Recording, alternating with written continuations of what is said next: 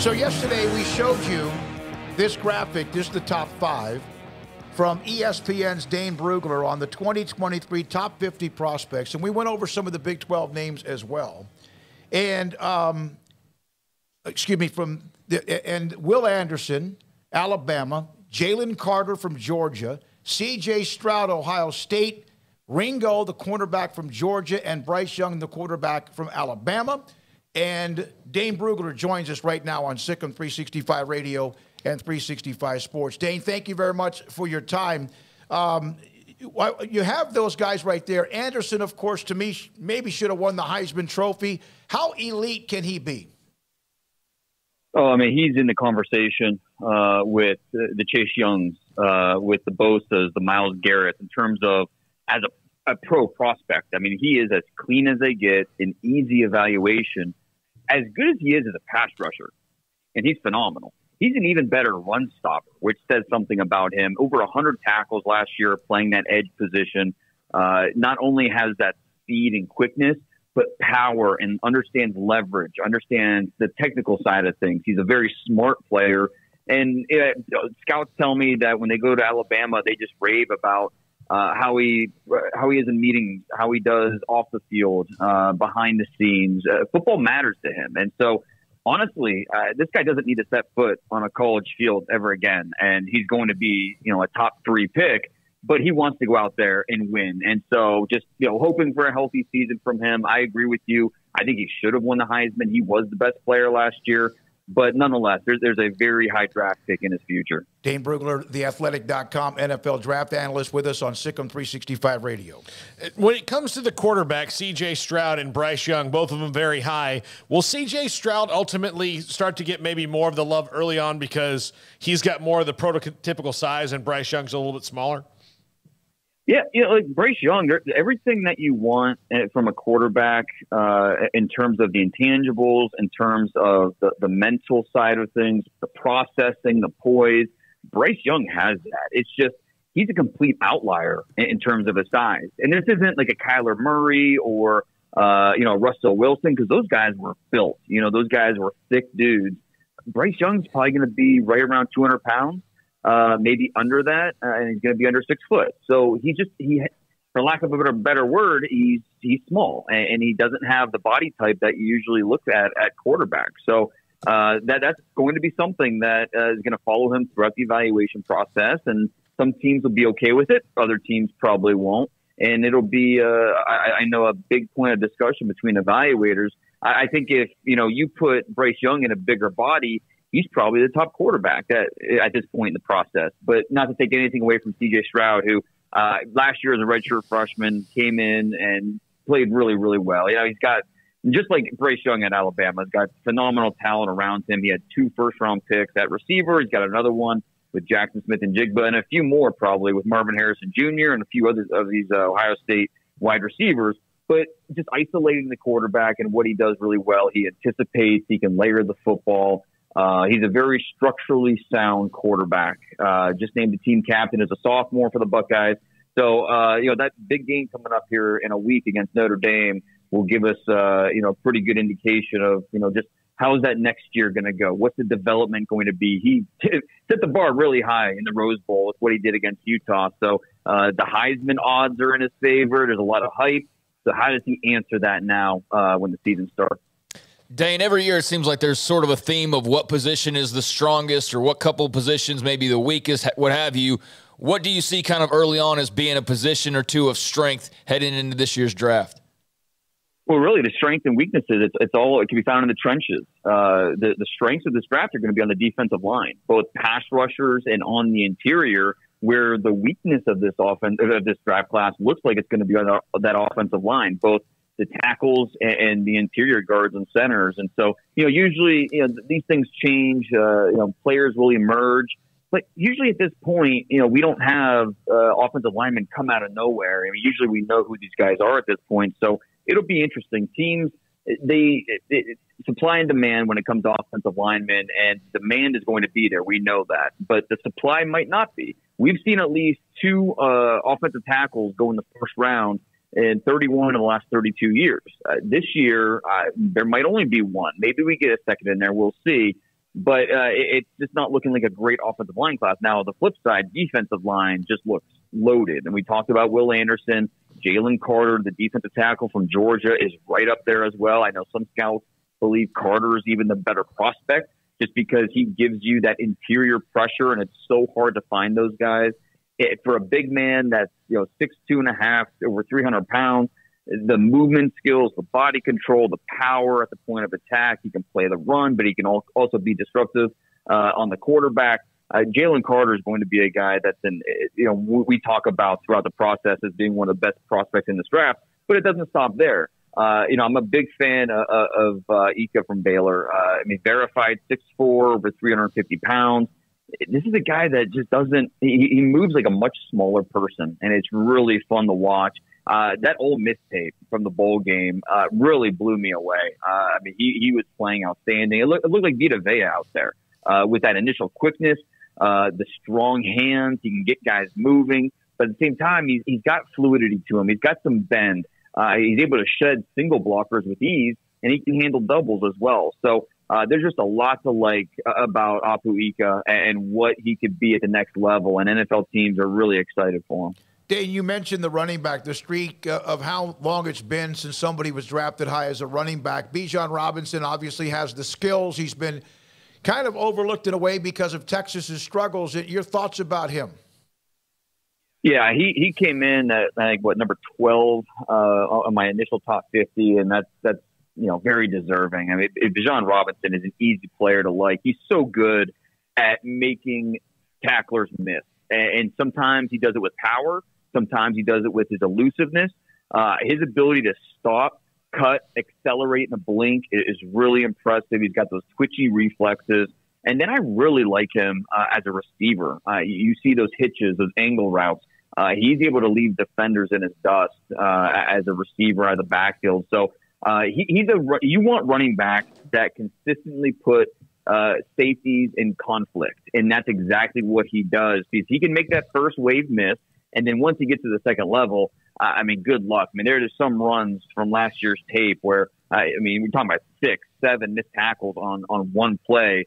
So I think this is a scheme diverse player. It's not like he's going to fit one scheme or another. He's got the full skill set. We're going to be talking about Bijan Robinson, I think, very similar to how we talked about Ezekiel Elliott when he was coming out of Ohio State as a prospect, and Zeke ended up being a top 5 pick. So Bijan Robinson, the running back position, it is what it is in terms of the value in the draft. But Bijan Robinson is going to be one of the better players in college football this season. And then assuming he leaves early in next year's draft, and I think an offense will be very happy to add him next year. Dane, you mentioned the strength on the defensive line in this draft. Correct me if I'm wrong on my count, but you only have 4 to 5 offensive linemen in your top 50 overall, right? And I wish I could put more in there. It's hard to find these guys. And something I do with especially this initial top 50, because, I spent the entire summer watching tape and, trading notes with different guys around the league, is I'll send my top 50 to a few people around the league. Just, hey, anybody I'm missing, or, anything that you see here that's way off compared to what you think. And I'd like to get other opinions. And I said, okay, what other offensive lineman can I put in here? And nobody could give me a good answer. It does not look like a really promising year for offensive linemen. But you know what? These guys are still going to go because NFL teams need them. And so that's going to push up some offensive linemen that maybe we would usually see second, third round. I really like Peter Scaronski from Northwestern. He's a left tackle, going to move inside at the next level. Zach Martin, Joel Bitonio, could play tackle, but he's going to be a better guard. Paris Johnson at Ohio State is going to move out to left tackle. I think he has a chance to really ascend. He has a talent. It's just a matter of putting it on tape this year. So there are guys to be optimistic about, but the volume, the overall position, it's hard to really get excited about. Dane, wide receiver, I spotted a couple of Texans in your top 5. Jackson Smith-Njigba from Rockwall originally, obviously had the massive bowl game, and I guess the anticipation to see what he can do over this next season is pretty massive at this point. But Quentin Johnson at TCU, also there in your top 3. Just your thoughts on both of those native Texans. Yeah, Smith-Njigba is, really a polished receiver for a guy that just finished his sophomore season, and that's really impressive to see. I mean, C.J. Stroud, he might have said it best. He called him the best route runner he's ever played with. And this is a guy that was throwing passes to Garrett Wilson and Chris Olave last year, two guys that were top 12 picks. So that says something about Smith-Njigba. He's a route technician. He's a guy that can be slippery after the catch. He's got a really good feel for how to skirt coverage and, be not only a guy that can get open, but then can create for himself. And that's really important. Now, I think something that might hurt him just a little bit is he's not an elite athlete. I can throw on the Penn State tape, and there's a linebacker chasing him down. So he's, probably a 4.48, 4.53, somewhere in that range in the 40-yard dash. Not going to be a big-time tester, and for a wide receiver. That's something that matters for some teams. But he's just going to win over coaches with a guy. His ability to shift gears in his route, get open, be the best friend of a quarterback. And he's going to put up big time production this year. I mean, last year he had 96 catches and almost did it quietly as part of that offense. So this year, I mean, he's going to put up a ton of production, and that's going to translate to probably a first round draft pick. And then Quentin Johnson, you mentioned as well, a tall drink of water. He's got speed. Obviously there's some quarterback questions at TCU. You got a new coaching staff in there. So, what would the offense look like? But a guy with that size, an athletic strider, finds the ball, times his leaps, can really go up and make plays happen. There's a lot to be encouraged about with Quentin Johnson and his development at this point. How much do you factor in coaching staff for certain guys? Because Quentin is at TCU, and wide receiver-wise, they've had a couple of guys who have not panned out in Josh Doxson and Jalen Reagor to this point. And Doxson, I guess, is out of the league. But with Quentin and a new coaching staff, does that change maybe how scouts will feel about him? Because Sonny Dykes has a better record with wide receivers when you talk about Cortland Sutton and Prochet right now. Yeah, no, it's a great point. But I think it's important that we don't scout the helmet. I think that when you talk about, Texas Tech quarterbacks, 10 years ago, we would just write off Texas Tech quarterbacks as, they're going to be productive.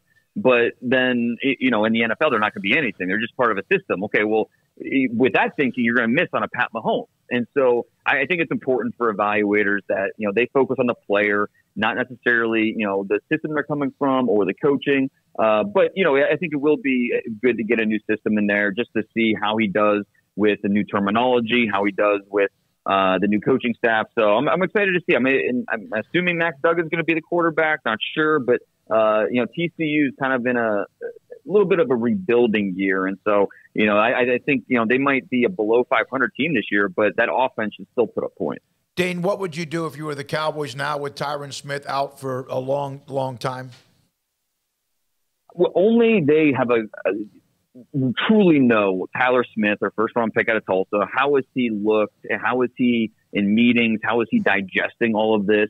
If they feel like he can move, because the plan is to eventually move him to left tackle and be the successor to Tyron Smith, can they accelerate that plan? And, if they feel like that he's up to the challenge, then I think that's what they need to do. I mean, why not just do it now, rip the Band-Aid off, and, there's going to be lumps. I think everybody expects that, especially as many penalties as he had in college last year. But this guy's really talented.